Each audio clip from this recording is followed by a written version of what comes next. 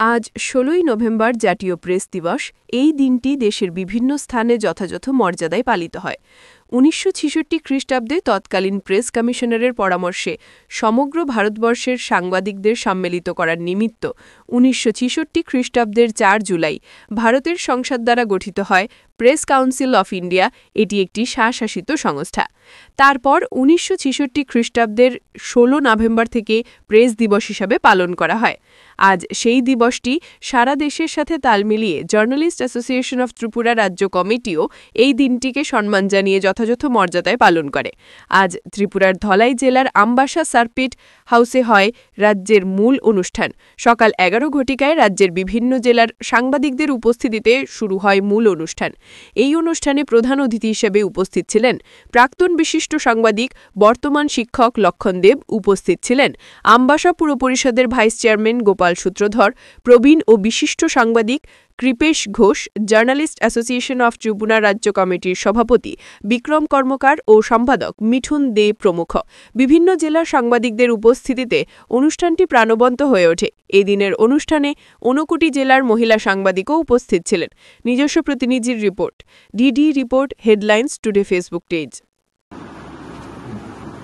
নমস্কার, আজ তো আমাদের খুব খুশির দিন। আজকের দিনেই, আজকে ১৬ই নভেম্বর, আজকের দিনেই 1966-এ আমাদের প্রেস ক্লাব অফ ইন্ডিয়ার সূচনা হয়েছিল।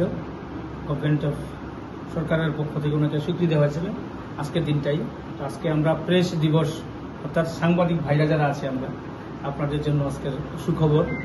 আজকের দিনই সরকার চিন্তা করেছিল যে সংবাদ মাধ্যম, যারা সাংবাদিকতার কাজ করেন, আমাদের ভাইরা যারা, বোনরা যারা কাজ করেন, তারা কিন্তু অত্যন্ত পরিশ্রম করেন, সমাজের জন্য কাজ করেন এবং ওনার বিনা উপার্জনে ওনারা কাজ করেন। সবচেয়ে বড় বিষয় এটা হলো যে সরকার যদি কোনো কাজ করেন, সরকারের গঠনমূলক সমালোচনা করার দায়িত্ব, অধিকার ওনাদেরকে দেওয়া হয়েছে, স্বাধীনতা দেওয়া হয়েছে এবং সমাজের আয়নাটা, সমাজ কীভাবে চলছে তার গতি প্রকৃতি ওনারাও নির্ধারণ করার দায়িত্ব ওনাদেরকে দেওয়া হয়েছে। তো আমি আজকের এই প্রেস ন্যাশনাল আমাদের জার্নালিস্ট অ্যাসোসিয়েশন অফ ত্রিপুরার পক্ষ থেকে যারা এসছেন আমাদের ধলাই জেলায়, ওনাদেরকেও ধন্যবাদ জানাই।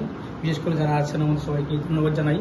তো আপনার মাধ্যমে বলতে চাই যে সংবাদ মাধ্যম একদম সমাজের অন্তিম ব্যক্তির হয়ে কাজ করে। এই সমাজের সবচেয়ে পিছিয়ে পড়া যে ব্যক্তি আছে, ওনাদেরকে সামনে সারিতে নিয়ে আসার জন্য ওনারা কাজ করেন। আমরাও ওনাদের থেকে অনেক কিছু শিখি। যাতে বলতে পারি যে আগামী দিন ওনাদের এই দায়িত্ব, কর্তব্য সম্পর্কে সচেতন থাকবেন এবং সত্যনিষ্ঠার উপর সংবাদ পরিবেশন করবেন। এটি আমার একটা আলোচনা আপনার সঙ্গে এবং এখানে মিলিত হয়ে আমি নিজেকে উদ্যোগ গ্রহণ করলাম। সবাইকে নমস্কার, ধন্যবাদ।